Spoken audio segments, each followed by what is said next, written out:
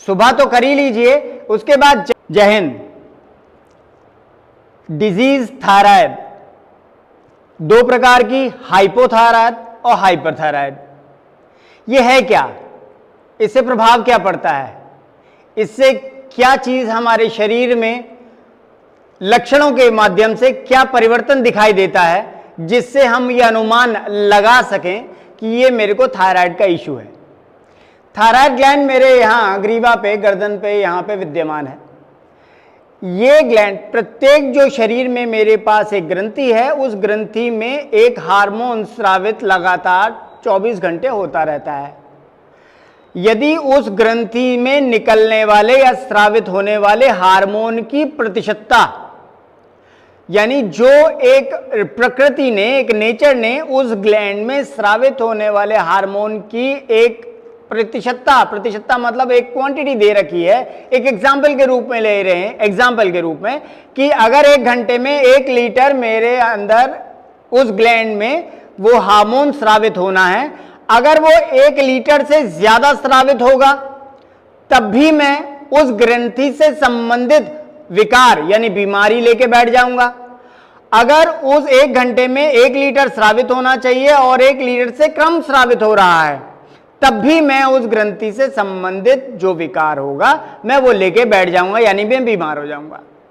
तो thyroid gland से संबंधित जो प्रॉब्लम हमारे पास आती है तो हम उसे कहते हैं कि थायराइड इशू है।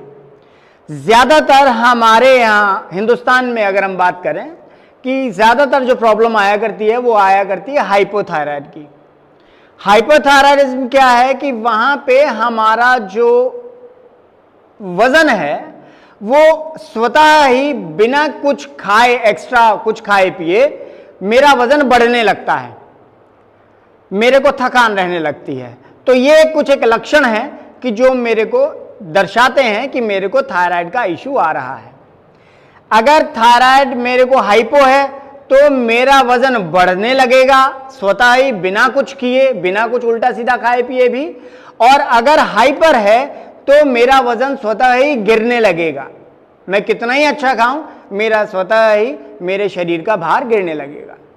तो ये थायराइड से संबंधित मेरे को इशू आते हैं, जिसे हमारे को कहते हैं कि थायराइड का प्रॉब्लम है या मेरे को थायराइड, बीमार हो गया मैं। अब ये जो थायराइड है, इस थायराइड को क्या हम असाध्य बीमारी कहें कि इसको साधा नहीं जा सकता? साधा नहीं जा सकता मतलब इसको क्या हम इससे निजात पा पाएंगे? बिल्कुल। आयुर्वेद और योग कहता है, और इसे न केवल कहता है, इसे सिद्ध भी कर चुका है कई बार, बहुत बार, कि इसे साधा जा सकता है। इसके लिए मेरे को अपनी जीवन शैली में कुछ एक अभ्यास हमें रखने पड़ते हैं, यानी वर्कआउट करना पड़ता है, और साथ में अपने डाइट को रेगुलेट करना पड़ता है। जहां तक पहले हम बात कर लेते हैं डाइट में हम क्या ध्यान रखें, तो डाइट में हम सबसे पहले औषधि की बात करते हैं।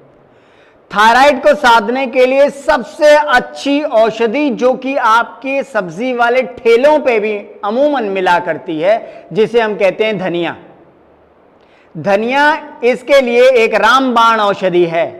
जब तक आप भाई, अब धनिया आपको 12 महीने नहीं मिला करता है, तो जब तक आपके पास हरा धनिया ठेले पे मिले तब तक आप हरे धनिये पे रहिए।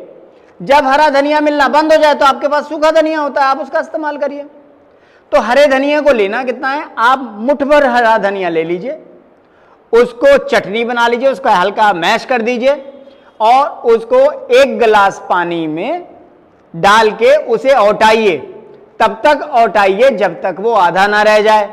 उसके बाद चाहे तो उसे छान लीजिए, नहीं तो पत्ते हैं, धनिया है, कोई बुरा तो चीज है नहीं वो, आप उसे चाहे तो आप उसे चाप के भी खा सकते हैं और उसका जो अर्क बना वो आप पी सकते हैं।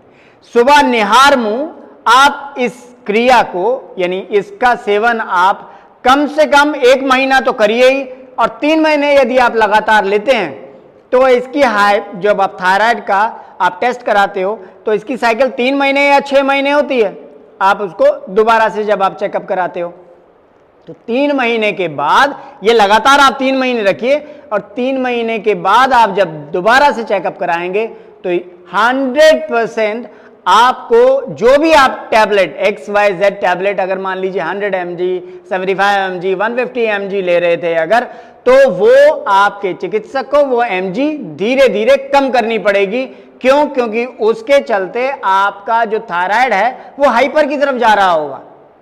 वो आपकी धीरे धीरे mg कम करेंगे और कम होते होते 150 की 75, 75 की 50, 25 और धीरे धीरे ये समाप्त हो सकती है और हो जाएगी, बिल्कुल हो जाएगी लगातार यदि आप इस धनिये का सेवन करते रहेंगे। तो जब हरा धनिया खत्म हो जाए तो आप सूखे धनिये का इस्तेमाल करिए।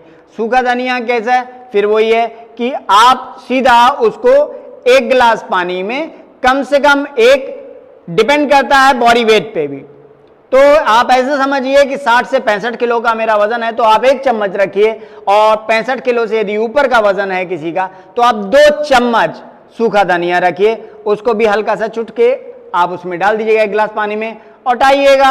औटने के बाद आधा रह जाए तो उसको सूखे धनिया को आप छान के करेंगे, क्योंकि अगर वो पीते हुए मुंह में जाएगा तो आपको खराश कर सकता है, खांसी कर सकता है, उथरू लग सकता है या फंदा लग सकता है, तो आप उसे छान के लीजिएगा। तो ये हो गई आपकी औषधि। ये अपने आप में फिर मैं कह रहा हूं, थायराइड को समाप्त करने के लिए, थायराइड यानी विकार को, थायराइड के विकार को समाप्त करने के लिए ये रामबाण औषधि है, इसका प्रयोग करेंगे। साथ में वर्कआउट के नाम पे आपको क्या करना है? कुछ भी नहीं, जब भी आपको समय मिले, सुबह तो कर ही लीजिए, उसके बाद जब भी आपको समय मिले, ये जो मैं एक्सरसाइज बताने जा रहा हूं ये थायराइड ग्लैंड को स्ट्रेंथन करने के लिए तो है ही, साथ में सर्वाइकल के लिए भी एक एक्सरसाइज बन जाएगी। तो उसके लिए क्या?